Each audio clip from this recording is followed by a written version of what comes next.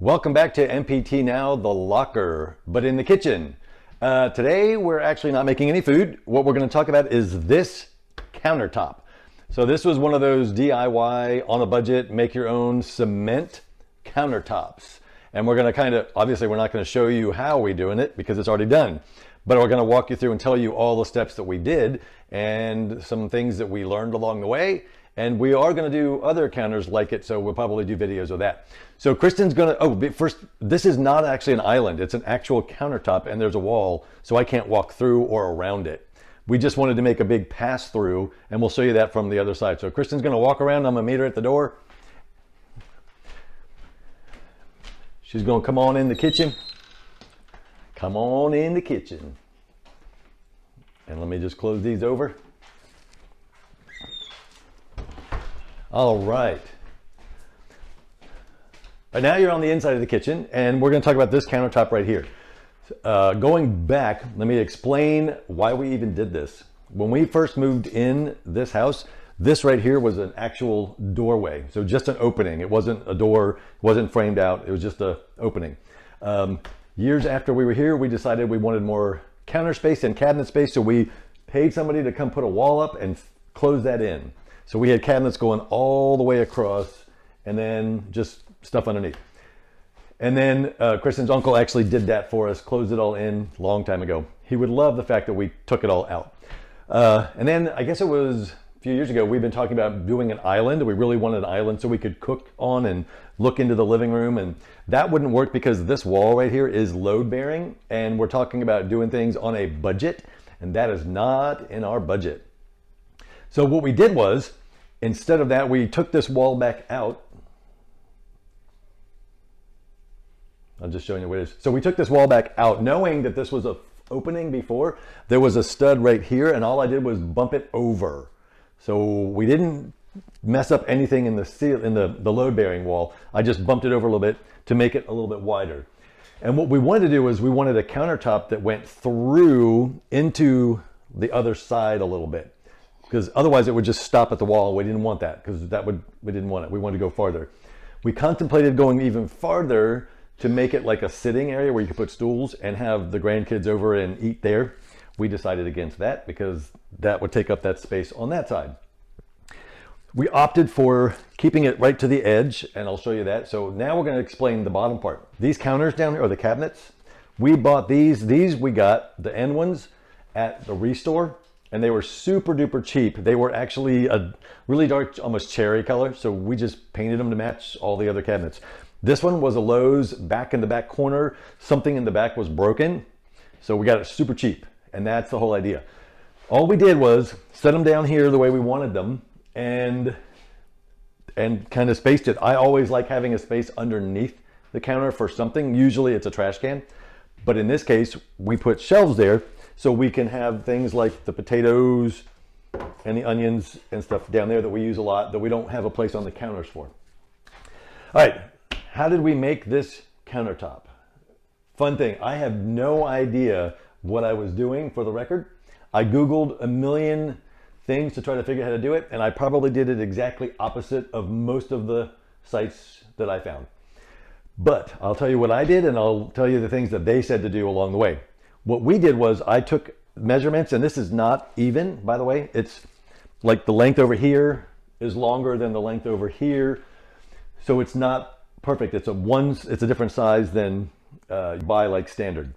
So what I did was measured everything out, and then I got a big piece of plywood and just cut out a template. Brought it back in, set it on top to make sure that it fit the way I wanted. Then, once I knew it was right, took it back off and put a border, which is this part right here, all the way around.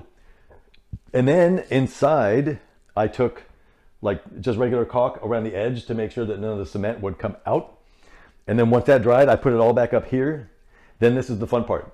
In the Google searches, what it says to do is you find your form, and then when you pour it, the part that's on the bottom is actually your top.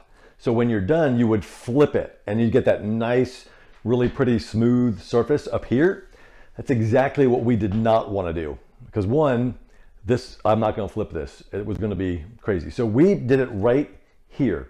put the frame up, and I mixed the cement right here in a big bucket and poured it right on in the form, and I left it.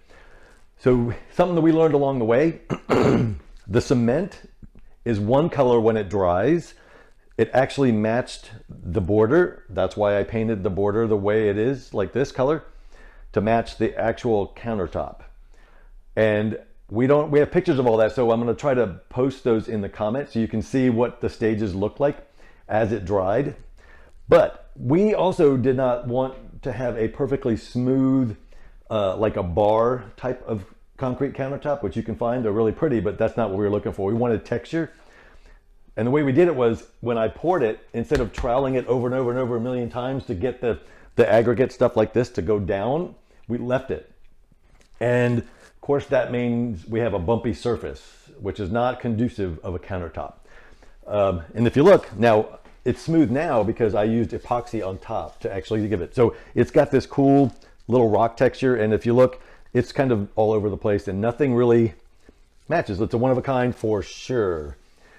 But this is not going anywhere. If I decided to ever change it, I'd have to like break this thing apart and then take it out, which we don't plan on doing. Another thing we could have done on the edges, I could have pulled the edges out a little bit farther and then knocked the border off when I was done to leave it just the concrete edge. Didn't want to do that either. I liked the way this looked. And then when I poured the epoxy, I just let it run straight over so it finishes the edge, so it's all smooth all the way to the edge. Somebody asked me if we reinforced the cabinets for the weight, and I was like, no. Was I supposed to do that? So it's been here for a little over a year, and so far so good. We haven't ended up in the basement. So I don't think that that's going to be an issue. But the biggest thing is make sure you get your counter placement or your cabinet placement done first if you do it like this, because once this is on, these aren't moving. We're not going to be able to move these. I'd have to take it all apart. So this is, we framed this out to open it up. We have to do the other side. It's not quite done yet. And the counter over here, this one is also going to be redone, and we're going to do the same thing. And perhaps we will do a video of that one of being made. So this is another challenge over here. Kristen really wants to match this one. And I'm like, there's this. I'm like, I like to try things and be brave. Good job, Wagner. But this one scares me. So we'll see if that ever happens. It might not. This one's no big deal. This would take no time at all. Oh, and we were talking about the budget thing. Let me tell you how much this thing cost. The actual concrete countertop itself was about $20, believe it or not. Concrete is super cheap. So that's what we just got regular outside concrete.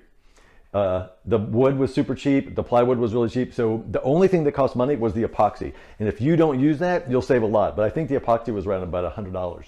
So $120 to make this one-of-a-kind countertop. We like it. Turned out the way, it's a little different than what we expected, but we actually really like it. And if you are a DIYer on a budget and you want to try this kind of a thing, good job, Wagner. And if you do, comment below so we can hear your experience. We'd love to hear it. And feel free to subscribe to this channel, like this video, share the video, whatever. Remember, we're all living in the same crazy world right now, so we're trying to just help people figure out how to do things on a budget to keep that mental fitness strong. So we will see you on the next video.